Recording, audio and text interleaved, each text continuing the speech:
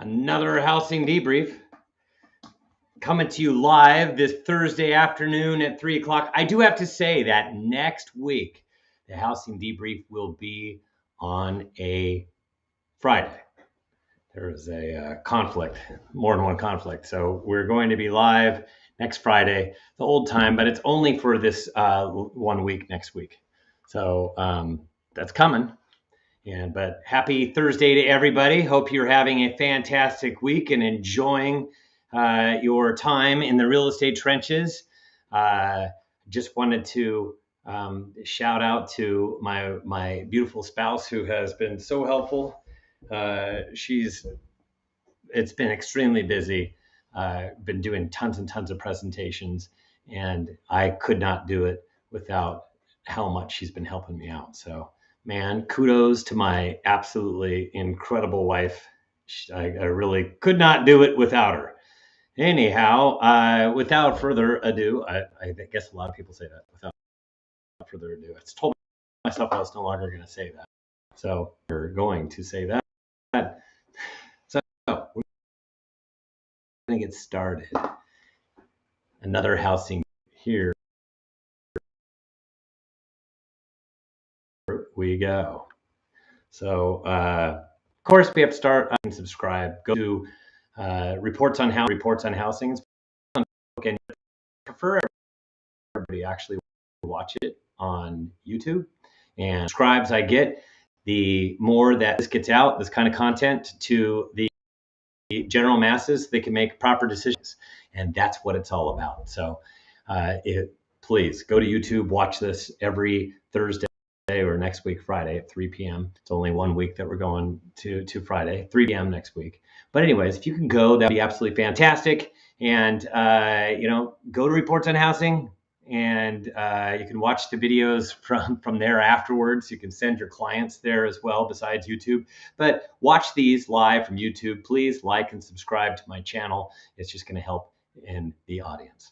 So some funny stuff. How about this one? I thought this was great. Ingenious, this agent knocked it out of the park. I don't know if you've been following this, but NASA has released a new image of a door-shaped rock formation on Mars, captured by the Curiosity rover. And they said that this was there weren't aliens. This just has to do with geology. Some different geologists explained how that can happen. But still, look at this. She put sold. I thought that was great. Use it as a marketing piece. It's pertinent to now and pretty funny. How about this one? If you look closely at the circle around a real estate agent's eyes, you can count how many homes they've sold. Right? It's been hard out there. So our market's going from extreme, which is absolutely insane, to moderate, which is normal. Housing is no longer insane for Southern California in total. Some of the markets are still under that insane level. However, it's rapidly moving away from it. Not only are we rapidly moving away from it in each county, it's across the country. It's in the Bay Area I track. It's in the Phoenix area I track. It's in the Las Vegas area as well. Everybody's making their way slowly but surely towards a more normal market. And it's just because we're slowing down. We are slowing down. Now, I do want to point out it's not a crash. This is not a crash that I'm talking about.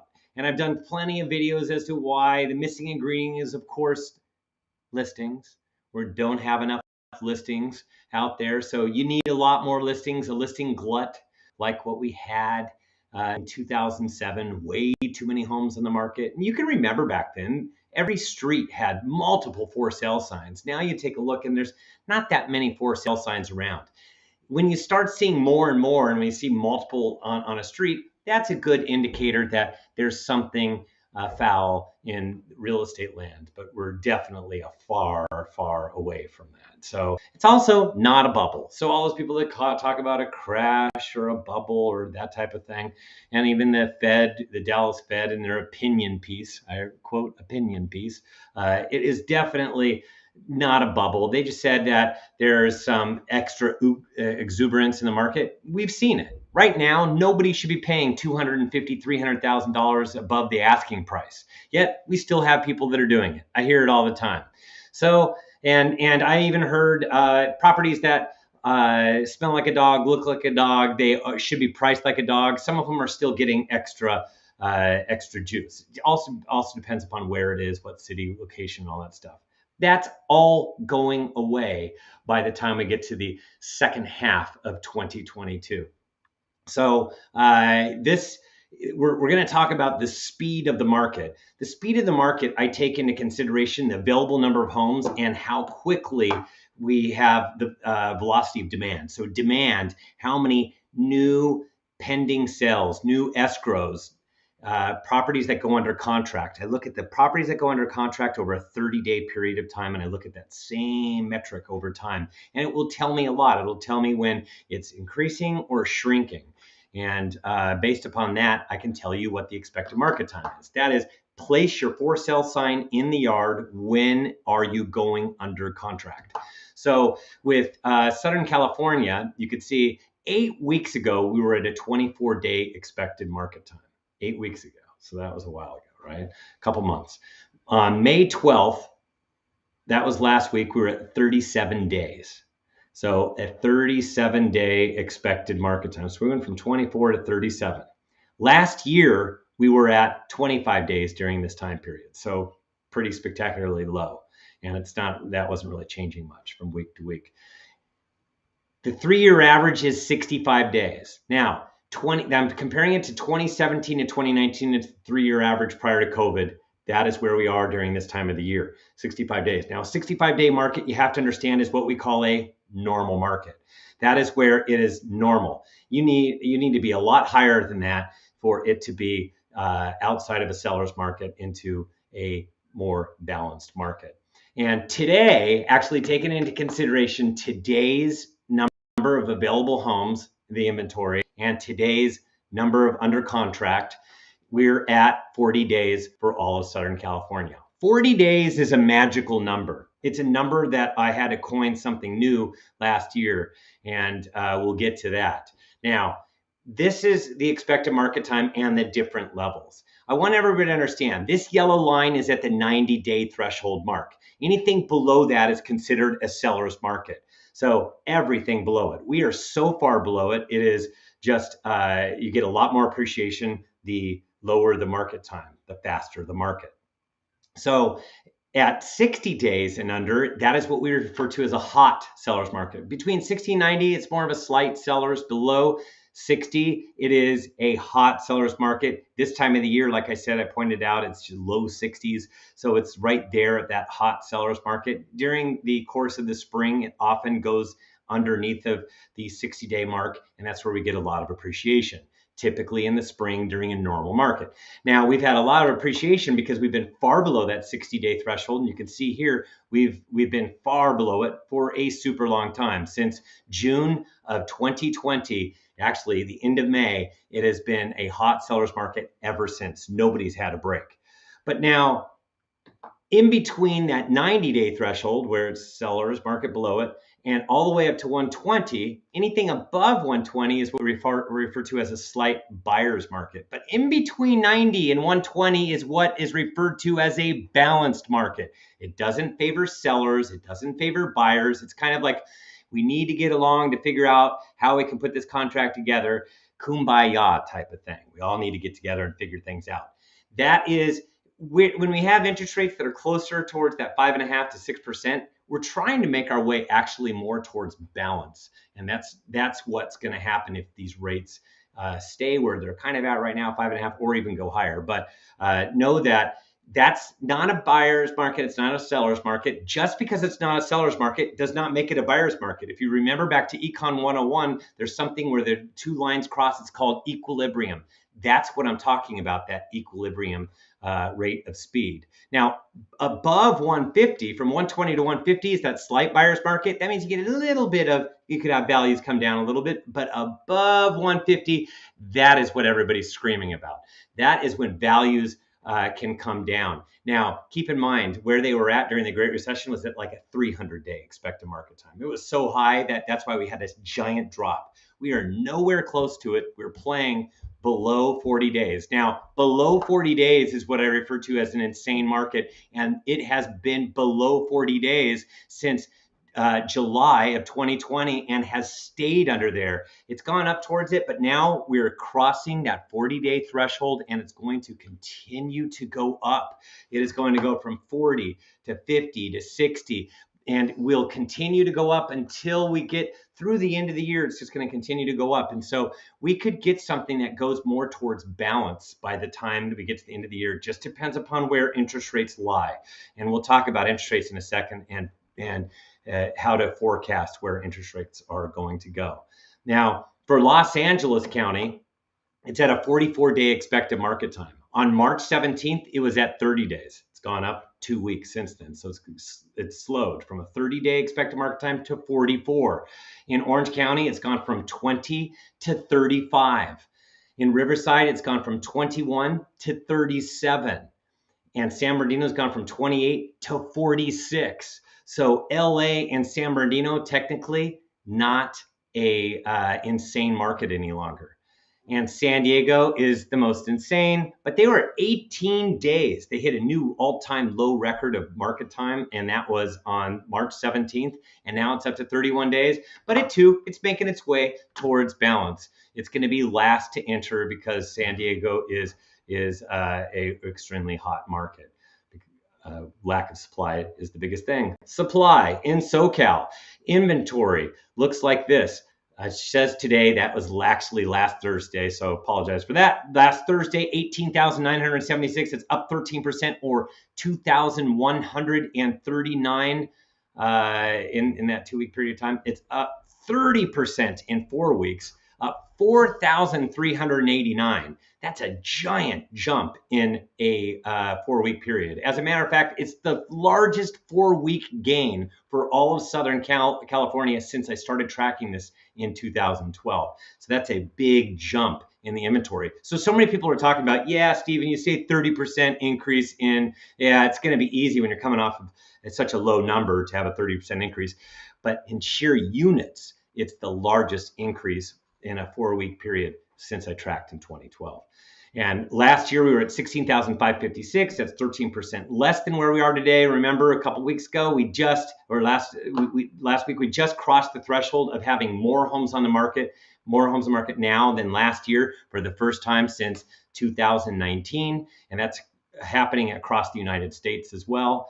And the 3-year average is 38,446. That's 103% higher than where we are today. So to get to where we were prior to COVID, it needs to double the inventory from where it's at today. We're slowly but surely getting there, but we have a long way to go.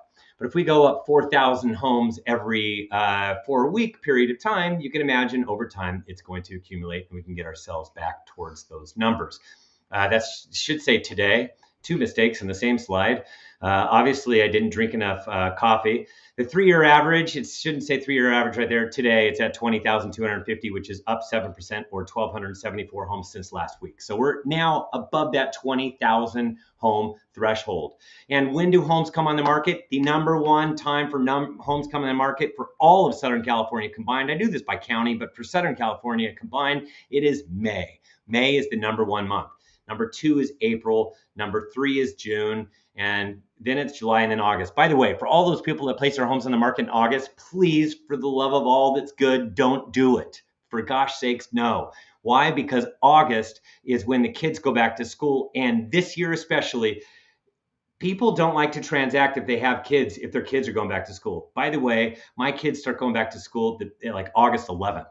So you need to be under contract by the end of July. And if not, please don't come on the market in August. I don't understand why so many people come on in August, because they think that it's still summer and it's a good time to come on. And all those people are going to sit and they're going to accumulate on the market because they're all going to be overpriced. And then they're going to have to pull their home off the market around Thanksgiving and try for success in 2023. How many price reductions have there been?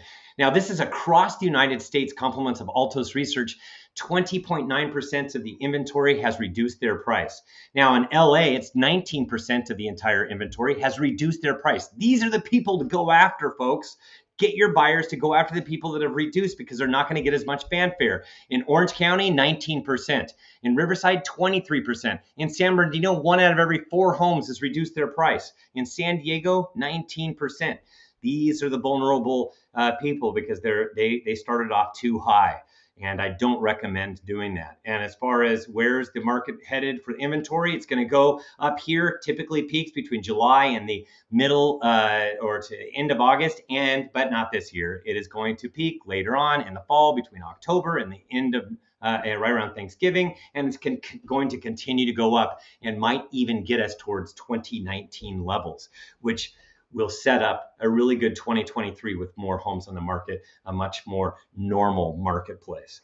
So I'd like to, of course, thank our sponsor, my buddy, your buddy, Kevin Buddy at Monarch Coast Financial. He's been sponsoring us for quite some time, and he's absolutely fantastic at what he does. He has more than one kind of borrower, more than one kind of loan, of course. Everybody, they all have to fit into their own thing. And he does full documentation loans and alternative documentation loans, investor financing, private money, everything in between. He has loads and loads of experience. Has been doing this since 1976. He's my buddy, your buddy at Monarch Coast Financial. Kevin, refinance our home, and fantastic job. You can contact him, have him help you and your clients. That's 949-422-2075. I want to talk about what's fueling demand. Demand is slowed down. Why? Because interest rates. Interest rates are all the way up at 5.36% as of today. That's for compliments of Mortgage News Daily. It is the highest rate since August of 2009. And you can see so far in interest rates, the largest rise since 1981. This might freak everybody out, but I want you to understand that 1981, it was way higher as far as where interest rates went. So I don't really like to compare it to 1981 because that's a long way to go to even match 1981. Instead, it's slightly higher than 1994. So it's very similar to 1994, a little bit more. That's what I want to compare it to. So I'm not going to use scare tactics like so many YouTube video blogs that are out there. And how about mortgage purchase applications? This is compliments of First American. And I'll tell you right here, you can see actually it went down. It went up for 2 weeks straight, and it looked like purchase applications were going back up, and which would fuel demand, but it's down 12% week over week, and it's down 15% year over year. So, and know that the national payment to income ratio is so high. It's the last time we saw it was during the right prior to the Great Recession, and it was dials back to about 2006. The difference is we're no longer doing subprime and pick a payment plan. So instead, it's just cooling down our demand like crazy. So that's the big difference this time. So to understand that that's why we're seeing cooling demand. And the impact on affordability. How about this one? A payment on a $1 million home with 10% down at 3%. Good credit, you're looking at $3,794 per month versus today at 5.5%, $5,110 per month. Holy smokes, that's a lot more. So you can see what happens when interest rates rise. And where are interest rates going to be? I'm going to guess between 4.5% and 6%. That's about where they're going to hang for a while. And know that at the lower numbered seller's market, the higher number it's a balanced market. As far as I think it's going to be like a dartboard. I think it's going to be like, you know what? Let's have some beers, throw some darts at a dartboard. That is how we're going to figure out where interest rates are going to be. I was wrong. Everybody was wrong in interest rate land. The only way to do it is to drink beers and see who's the luckiest and gets closest to where it really ends up.